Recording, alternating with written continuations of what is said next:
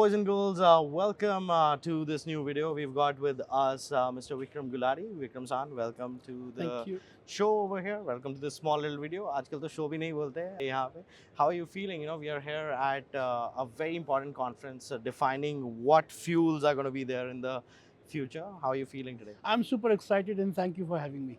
All right, excellent, Gulati san. Before we dive into the serious stuff and everything, I want to really ask you this: like, if you had to go on a dream road trip, with flex fuel, biofuel in India, what would be your destination and why? Well, I guess Leh Ladakh, Okay. because that's a dream destination I want to explore, especially with biofuels because they're the cleanest. So I don't harm the environment at all.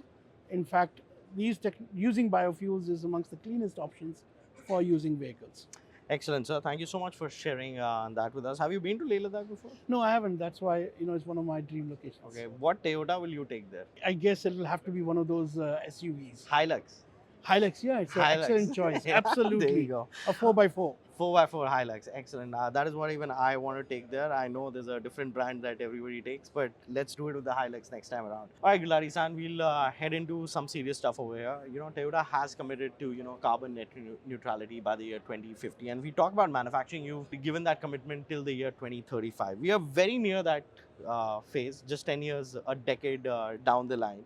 How realistic is this goal, especially for India? What role does India play in Toyota's global plan there? Very proud to say that from a manufacturing side, we are this close to becoming carbon neutral. You'll be happy to know that within our plant, we are using 100% renewable energy for manufacturing.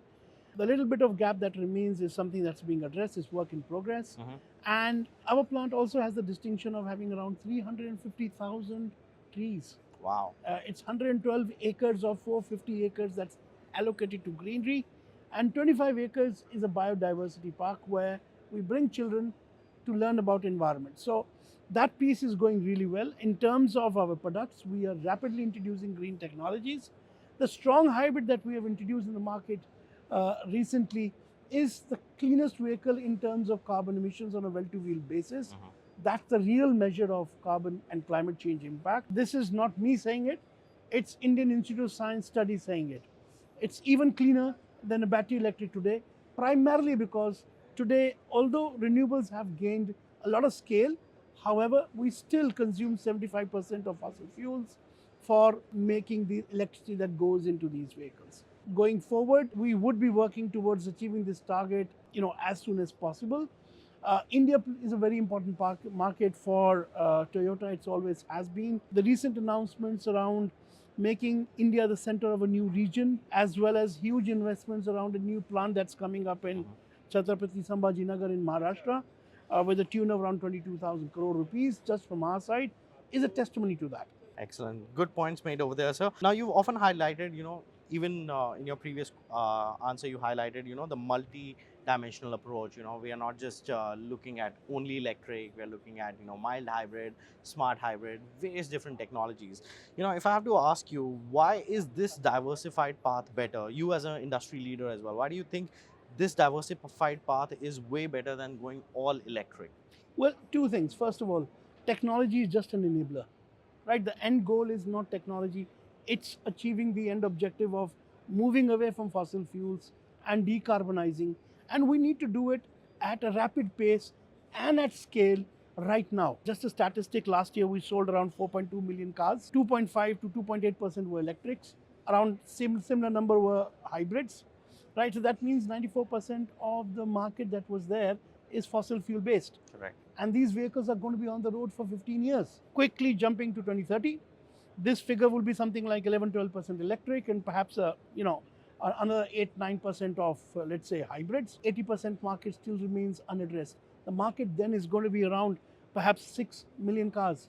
That's 4.8 million. Correct. Right, which is bigger than what it is today.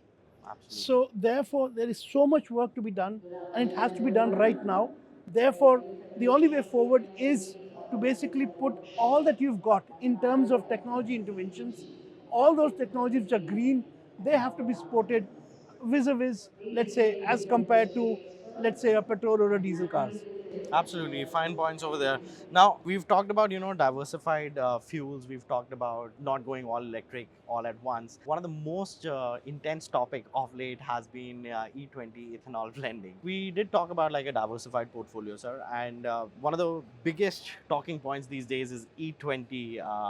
It's become like a debating point among auto journalists, auto enthusiasts, owners, everybody else. I really want to know from you, sir, how will this impact in reducing crude imports like for the country, because we are at a forum like this, and how do you think it will strengthen rural income?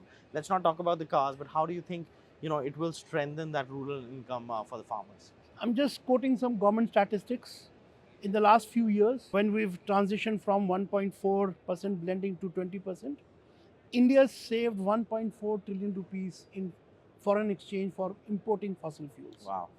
Out of that, 1.2 trillion has gone to farmers. So you can well imagine a timeline 4 to 5 years ago when you had sugarcane farmers agitating for their money being paid to them. It was always delayed. Yes. You had TV shows showing huge amounts of wheat, rice, other feedstock that's getting wasted because of lack of storage. We have so much surplus. So today, instead of wasting all of that, that is actually going into the ethanol program and helping us basically transmit the money which otherwise would have gone in importing fossil fuels to shift it to the rural economy, which not only benefits the livelihood of the farmers, but also helps the larger economic growth. Going forward, it is estimated that E20 program will help save 50,000 crore rupees of oil import per year just from an E20 program.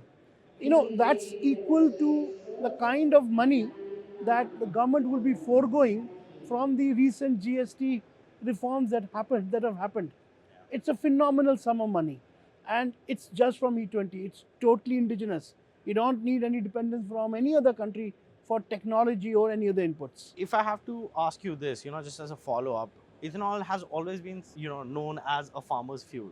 You know, if you can explain to our viewers in like the most simplistic way, what are the benefits that farmers are getting from this fuel? What are the benefits that consumers are getting? Because, often in this noise, we always tend to focus on the negatives, but there are positives coming out of it. So if you can explain to our viewers in. So I think there are so many positives. Let's first understand, why is ethanol carbon neutral? It's because plants, they grow by absorbing carbon and using sunlight. So it's like a natural renewable energy source. Just like you have solar panels converting sunlight into energy, you have plants doing that and storing that energy within them. Right. Now, when you take these feedstock, either in the form of, let's say, sugarcane or grains like rice, wheat, barley, maize, corn, etc., you convert the sucrose within that into ethanol, which is a process you can do with a host of microbes and enzymes. You get the molecule ethanol, C2H5OH. This then you can use in the engine to burn instead of petrol and diesel, which is carbon stored under the ground.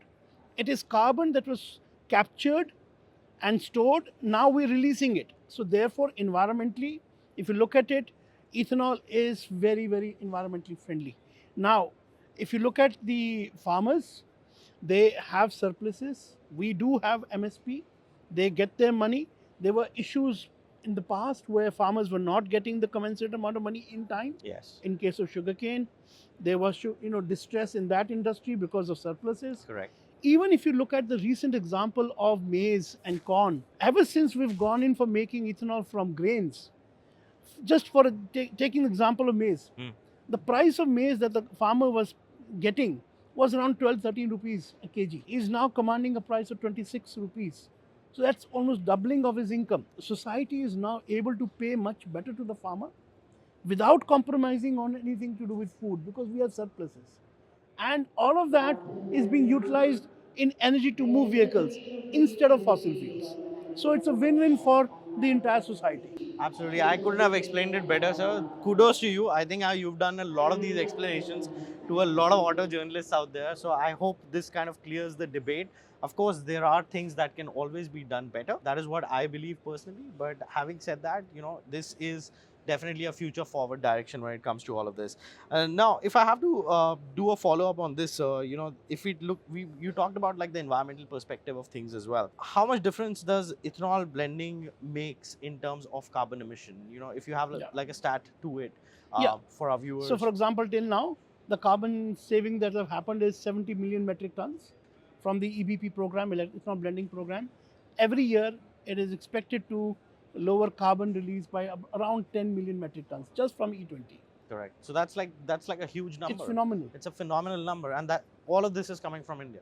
Yeah, absolutely. At a global scale. You don't need to depend upon anybody for technology or for feedstock or for inputs. Nothing. It's completely indigenous. We've talked about like all these benefits. We are here at such a big platform forum here as well. Where do you think the challenge lies? Does it lie in awareness? Does it lie in a lot of misinformation? Like, what can be done to make consumers also more aware that all these flex fuel options are for the better? I think the entire ecosystem has to come together. OEMs, the responsibility is to bring the technology. We already have. You have prototypes being showcased by most of the OEMs. Feedstock is there. The ethanol producers have enough capacity. And I think now the government is beginning to put in place enabling policies. We've just heard from CAFE, which recognizes the biogenic or the carbon neutral nature of ethanol. That is going to definitely help the OEMs and be encouraged to bring in these technologies. We are hopeful that there could be some sort of taxation rate rationalization around flex fuel vehicles and electrified flex fuel vehicles, so that these are not taxed more than the petrol diesel vehicles in rupee terms. I'm sure that's going to happen because these technologies are just coming in, and of course awareness is absolutely necessary. You've also showcased a few in the past. How are we going to see Indian consumers adopting to this change, even from Toyota? What are your plans like? I think we are very positive about this. We've seen other cases globally, for example, Brazil, where practically every car sold is a flex fuel now because of government enabling policies. Now, for the last 6-7 years, what is really taking off in Brazil is electrified flex fuels, which is a strong hybrid electric flex fuel, which has both a flex fuel engine and an electric powertrain. What that does is it more than nullifies the fuel efficiency loss or mileage loss because of ethanol, because ethanol has that lesser amount of energy content. Correct. And more than makes up for it. So it gives you dual benefit of substitution of fossil fuel by ethanol and also enhanced efficiencies thanks to the electric powertrain. So that's a technology that's really taking off. We are quite positive that this is something that can actually meet the requirements of the consumers. And with these solutions, you don't need charging infrastructure. Yes. You don't need any range anxiety, and there is also convenience and performance that goes along with it. Excellent. Final question to you, sir. We have seen India's progress in the bioenergy sector. Where do you see how can India become like a global leader in this space, not just in terms of exports that we are seeing, but also in terms of the technology that we can give the world out there? So I think we have the best technologies in terms of the process plants that are required to make feedstock into ethanol. We are global leaders. We have companies like Praj, which we are very proud of. In terms of vehicles, everything can be done indigenously. We don't need to depend upon any country for batteries or motors or rare earth magnets that much. So our automotive industry in terms of internal combustion engine is globally competitive. With solutions like flex fuel vehicles and electrified flex fuels, we can actually take a space of being globally leading country in these areas. We also have the potential of showcasing to the global south how sustainable mobility can be achieved in the shortest possible time and in the fastest possible manner using indigenous means and without stressing the economy or without putting too much burden on the taxpayer. So I think all of that we can showcase, and being the founders of the Global Biofuel Alliance, GBA, I think that is something that will be really exciting going forward. Excellent, sir. Thank you so much for your time. It was a pleasure catching up with you. Thank you for sharing your thoughts with our viewers there as well. Tell us in the comments, guys, like what do you think about the future of mobility here in India? We guys will see you guys in the next one. Thank you so much.